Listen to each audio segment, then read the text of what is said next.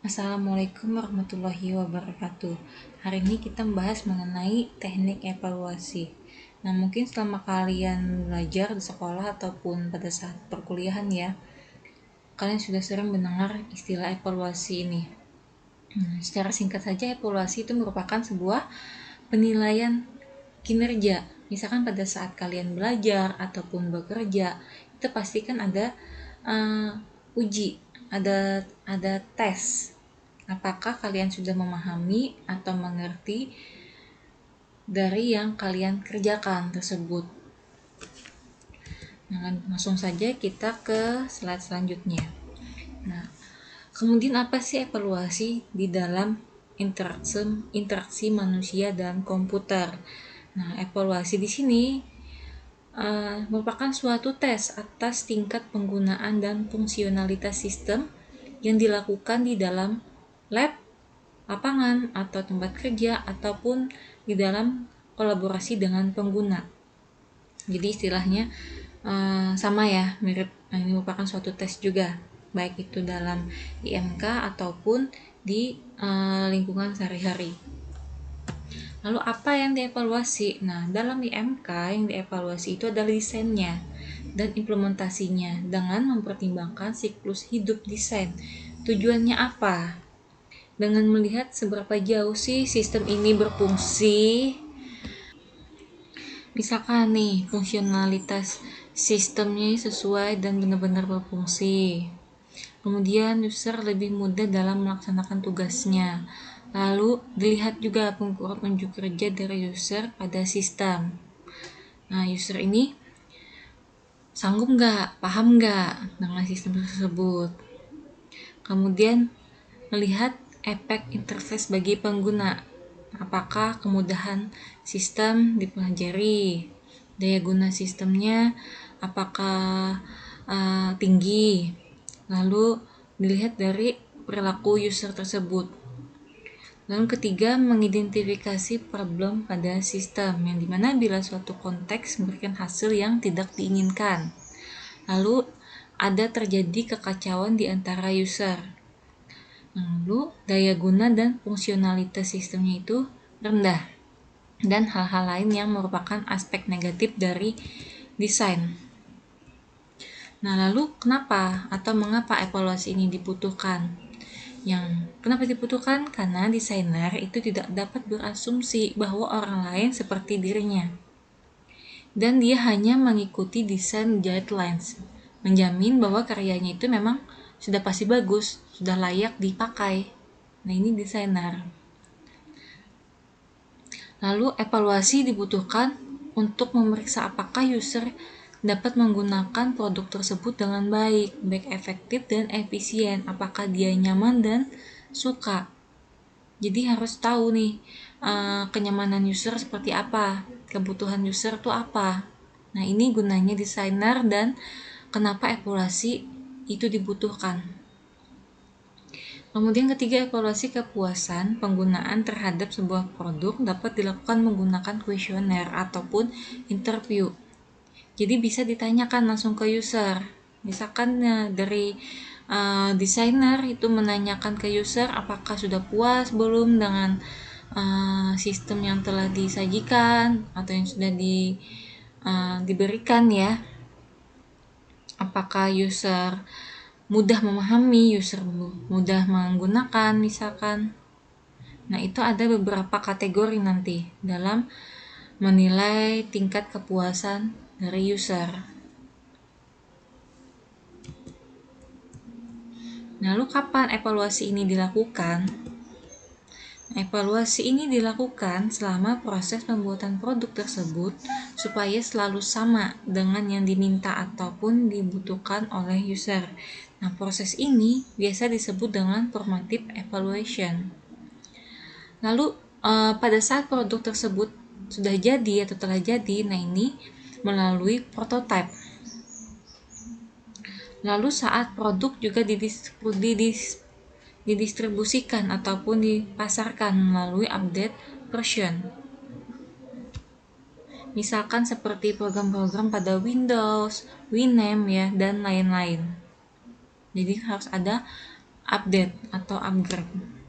Nah, evaluasi produk ini dapat dilakukan melalui riset pasar, baik itu melalui perorangan ataupun sekelompok user.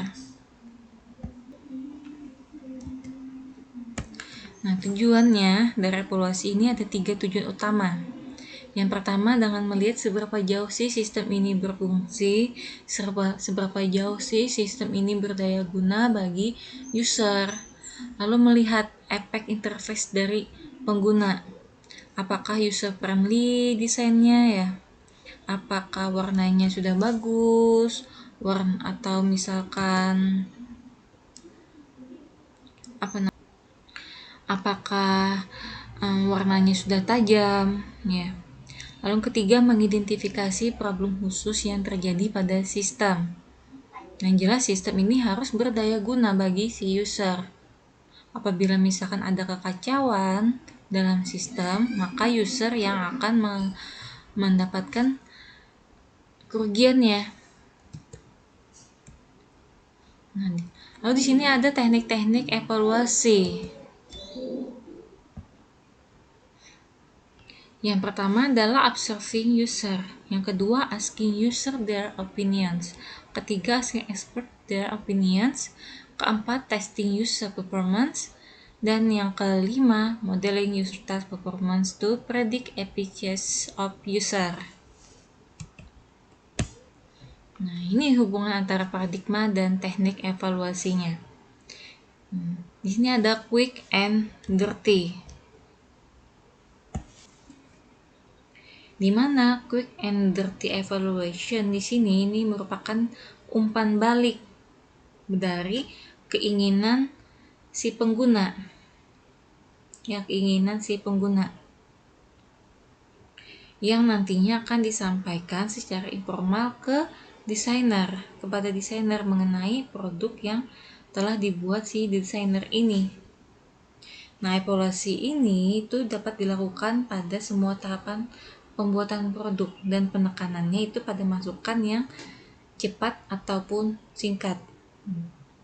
Nah, berdasarkan teknik observing user, nah untuk evaluasinya di sini penting untuk melihat bagaimana sih user berperilaku dalam lingkungan aslinya. Jadi dengan melihat perilaku user pada lingkungan asli itu dapat memudahkan desainer dalam membangun ataupun merancang sebuah sistem. Lalu asking user, ini diskusi dengan user yang potensial dalam suatu grup ataupun grup khusus. Lalu asking expert, sini untuk mendapatkan kritik tentang kegunaan sebuah prototype. Untuk user testing dan modeling user task performance itu tidak ada quick and dirty-nya. Lalu ada usability testing evaluation.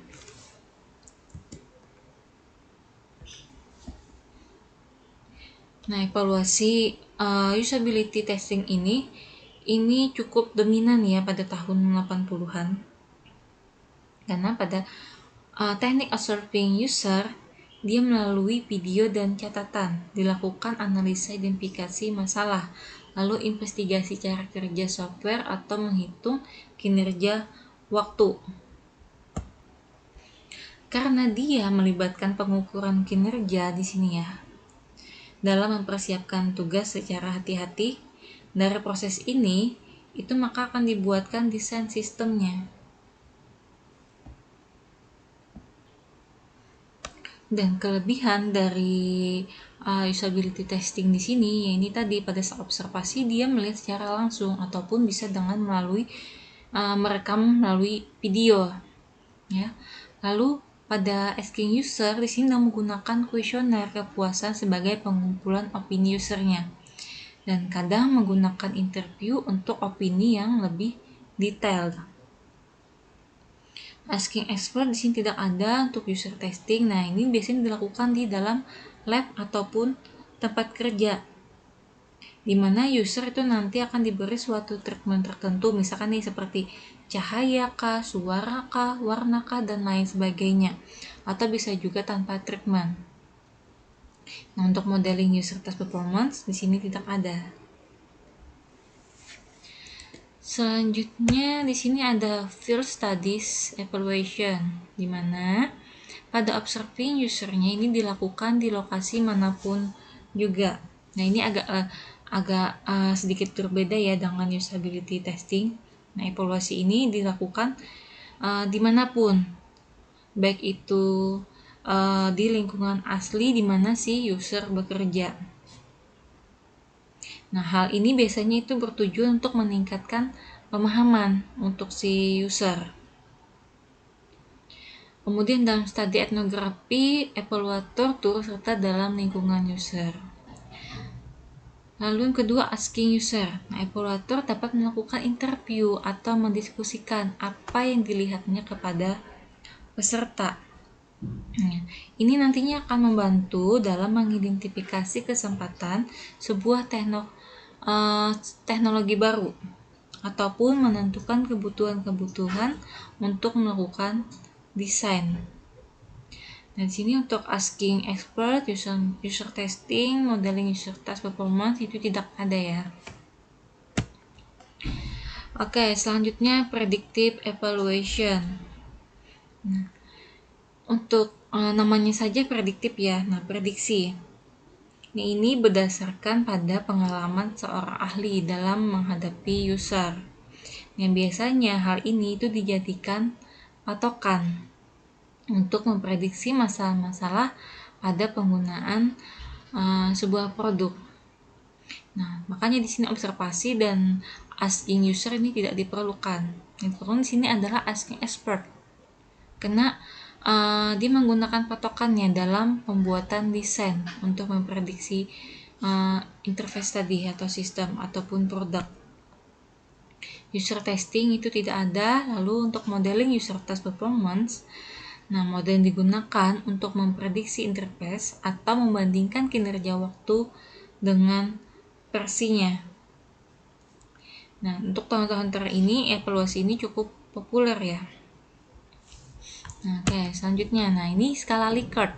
Skala Likert ini skala yang cukup banyak digunakan untuk melakukan evaluasi. Biasa digunakan itu pada saat menggunakan kuesioner kepada pengguna ya, ataupun evaluator. Nah, di sini ada ukuran skala mulai dari 4 sampai dengan 9. Misalkan nih untuk ukuran 4, untuk nilai 1 itu sangat buruk kriterianya. Kedua, buruk. 3 bagus, 4 sangat bagus. Lalu untuk ukuran 5, 1 sangat buruk, 2 buruk, 3 cukup atau netral, 4 bagus, 5 sangat bagus.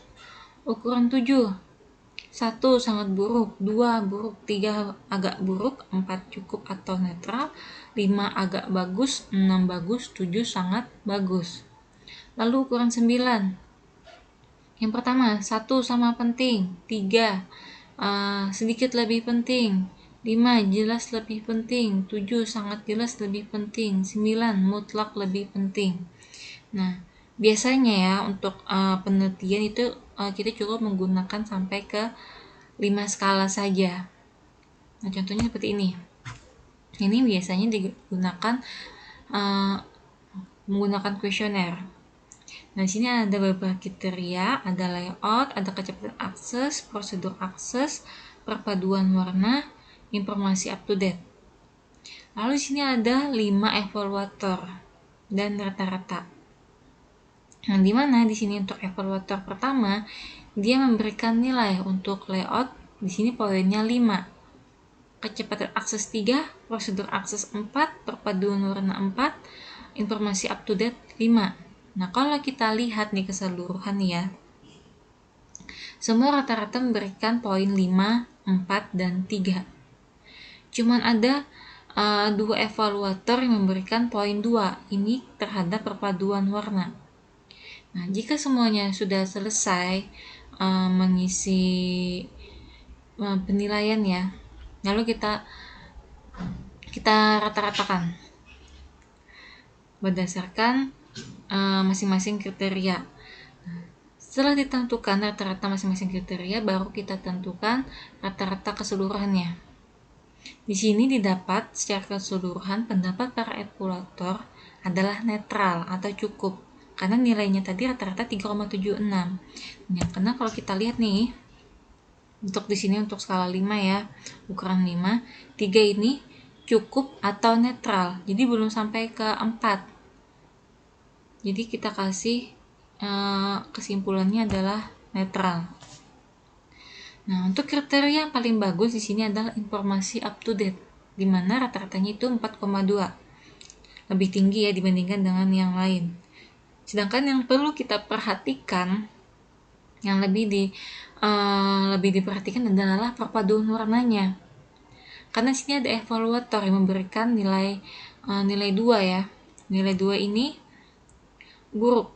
Nah, jadi rata-ratanya di sini 3,2 lebih rendah dibandingkan dengan kriteria yang lain.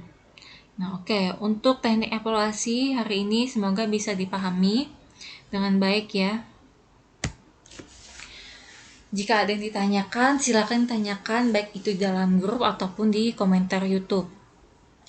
Oke, cukup sekian dan terima kasih. Wabillahi taufiq hidayah. Wassalamualaikum warahmatullahi wabarakatuh.